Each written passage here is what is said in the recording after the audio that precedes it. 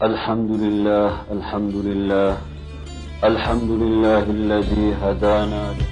Ağırlık bakımından en büyük sözü söylüyordu. Bütün cihana bedel. La ilahe illallah Muhammedur Resulullah sözünü söylüyordu.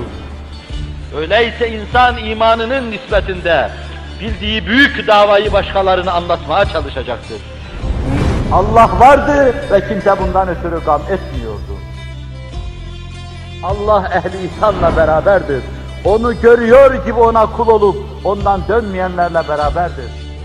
Peygamberinizin dert ve davasını dert ve dava edinin. Allah'ın isteği budur. Öğrendiğimiz her şeyi başkalarına anlatmak müminin şiarıdır. Uyuşuk uyuşuk dolaşmak bu da kafirlere has bir sıfattır. Allahu Teala ve Tekaddes Hazretleri bizleri yolunda kaim ve daim eylesin.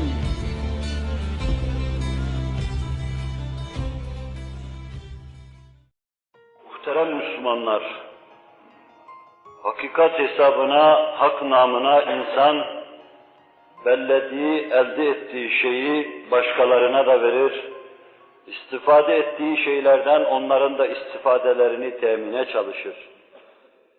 Bu insanlığın iktizasıdır.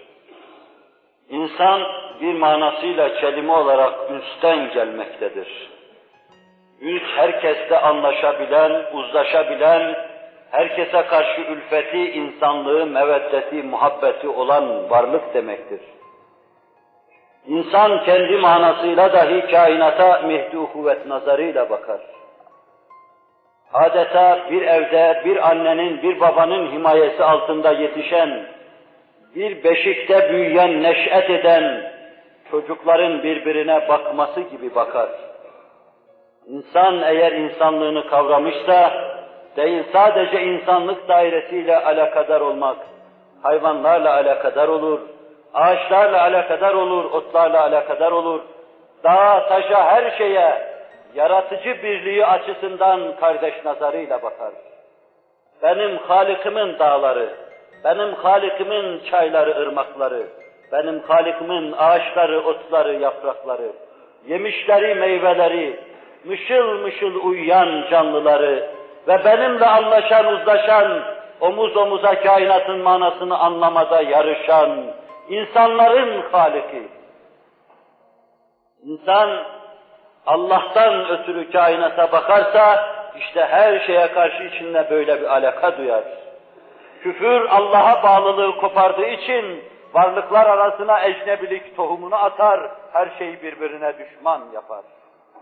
Bir ağacın, köke bağlı bir ağacın, kökü sağlam bir yere dayalı bir ağacın, dalı, yaprağı, budağı, ağacı, meyvesi halinde görmedendir ki, insan etrafına bu nazarla bakabilir. Böylesine muhabbet atfında bulunabilir. Ama kök dayanacağı yerden koparılırsa, Allah kalplerden çıkarılırsa, gönüller Allah'a karşı yabani hale getirilirse, insanlar arasında meveddet ve muhabbet olmaz. Bombalar patlar, insanlar birbirini öldürür, kuvvetli zayıfı ezmeye çalışır, zayıfın iniltisini ney diye kabul eder, onunla eğlenmeye çalışır.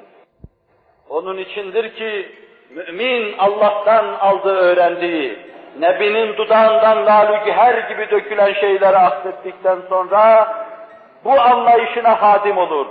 Bu kardeşliği yeryüzünde temin ve tesise çalışır. Ve onun içindir ki, bu vadide en büyük ıstıraba peygamberler katlanmış ve onları anlayan, onların sadık dostları, yarları, yaranları katlanmıştır.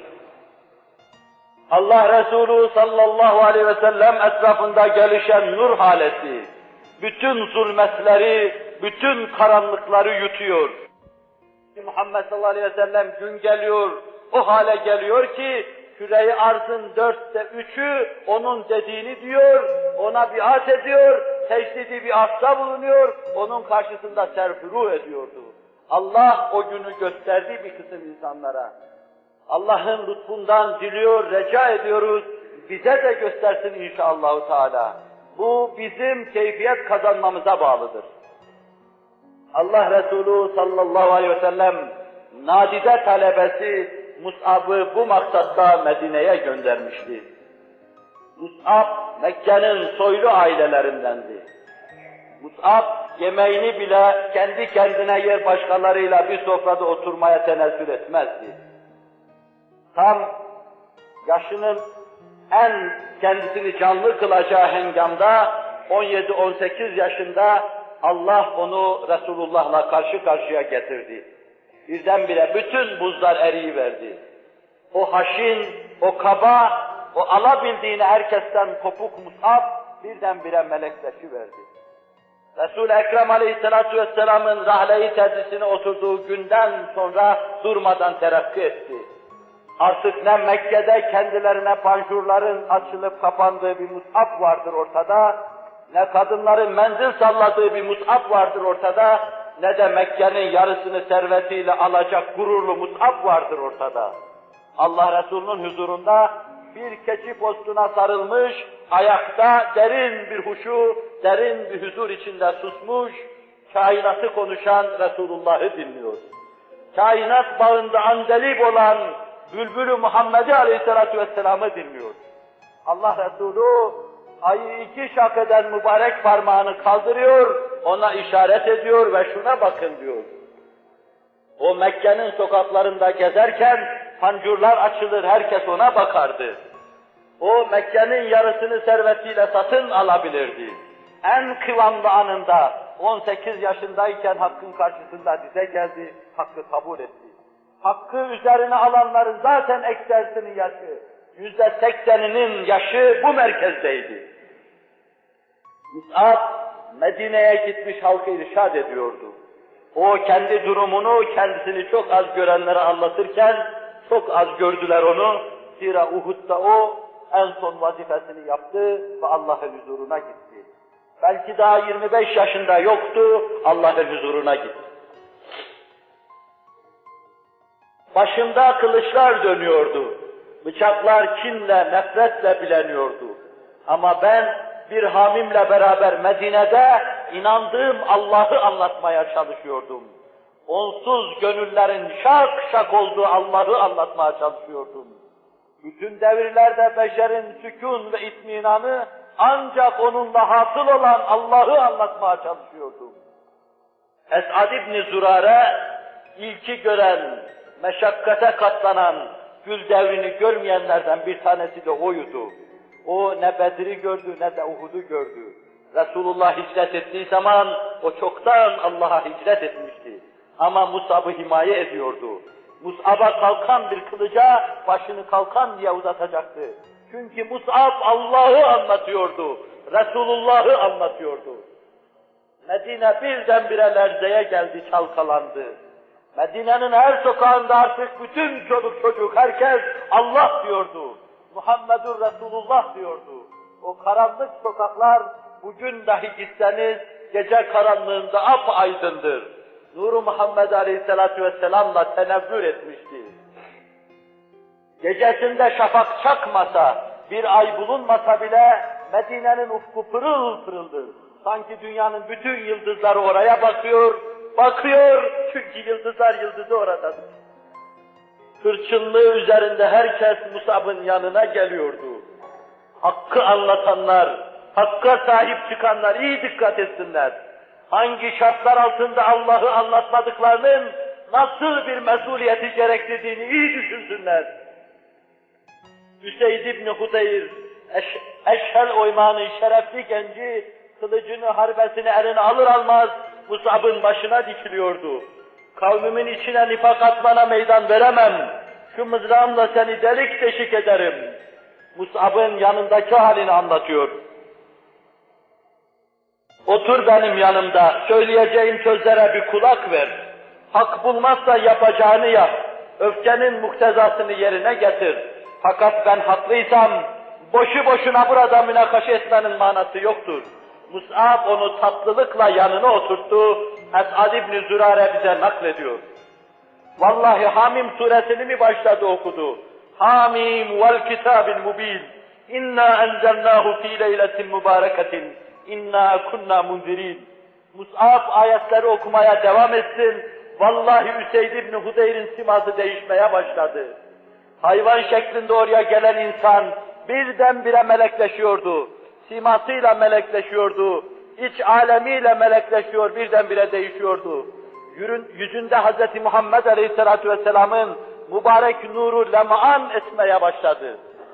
O Kur'an'ı dinledikten, Mus'ab'ın şerhlerine kulak verdikten sonra ne dememi istiyorsun dedi. Allah'ın herkesten istediği şu sözü istedi ondan. La ilahe illallah Muhammedur Resulullah. Şak şak olmuş kalplerin dermanı. İtminandan uzak, kalaklar içinde kalplerin dermanı. Gönüllerin sultanı Allah'ın anılması Celle Celaluhu. Hüseyin yerinden fırlar fırlamaz, amcazadesi Sa'd ibn Muaz'ı oraya getirmeyi kafasına koydu. Vallahi Sa'd ibn Muaz gelirse, o Hendek'in kahramanı, o Uhud'un kahramanı, o Bedir'in kahramanı, Sa'd ibn Muaz gelirse, Ansar birdenbire çözülüverir, Eşhel birdenbire çözülüverir. Sa'd ibn Muaz da harbesiyle gelmişti. O da Mus'ab'ı tehdit etmişti. O da başında kim bilir kaç defa harbesini döndürmüştü. Ama ona da tatlı Mus'ab, candan Mus'ab, cennetin adamı Mus'ab, otur bir dinleyiver, ondan sonra diyeceğini dersin. Bütün hakkı anlatanları iyi dinlesin. Hangi şartlar altında anlatmadıklarının nasıl bir mesuliyet olduğuna iyi kulak versinler, nefsimle beraber. Otur kardeşim, dertli kardeşim, kalbi patlak patlak olmuş kardeşim, Allah'a inanmayan kardeşim, huzursuz olan kardeşim, otur anlatayım. Kabul etmezsen o zaman istediğini yap. Ona da Kur'an suresinden ayetler okudu. Buzlar erimeye başladı. Sa'd ibn Muaz Mus'ab'ın eline ayağına kapanacaktı. Biraz sonra onun da yüzünde Kur'an'ın ve imanın nuru lem'an etmeye başlamıştı. O da içinden gele gele La ilahe illallah Muhammedur Resulullah diyordu. Ve bir hafta içinde eşhel oymağı birdenbire çözülüverdi. Ansar diye bir cümle teşekkür etti. Allah Resulü'nü ertesi sene 70 kişiyle Akabe'de karşıladılar. 70 kişi Allah'ın Resulü'nün elini sıkıyor ve ona ölüm kalım mücadelesinde söz veriyorlardı. Ölecek fakat dönmeyeceğiz. Seni himaye edecek haktan ayrılmayacağız. Kur'an'a ve İslam'a hadim olacak, hayatımızın son soluğuna kadar bu işten, bu ahd-ı peymandan geriye dönmeyeceğiz diyorlardı. El-Hak dedikleri sözde sebat ettiler. Biz de kâlu belada dedik. Biz de ruhlarımızla vücudumuzun zerratıyla dedik. Dediğimizi camiye gelmekle tasdik ettik. Allah bizi de aynı yolda, aynı ahd-ı peymana sadakat içinde hayatımızın son soluklarına kadar devam ettirsin. Ve şu geniş hürriyet havası içinde Allah'ı anlatma şevkini, aşkını kalplerimize ilka buyursun. Herkese bulunduğu sahada sahip olduğu imkan ve keyfiyetle hakkı, hakikati anlatmayı Allah lütfeylesin. Ela inne ahsenel kelamü ve ebla'n nizam. Kelamullahil melikil azizil allam. Kema kâlallahu tebâreke ve teâlâ bil kelam. Ve izâ kure'el Kur'an festemi'û leh. وأنصتوا لعلكم ترحمون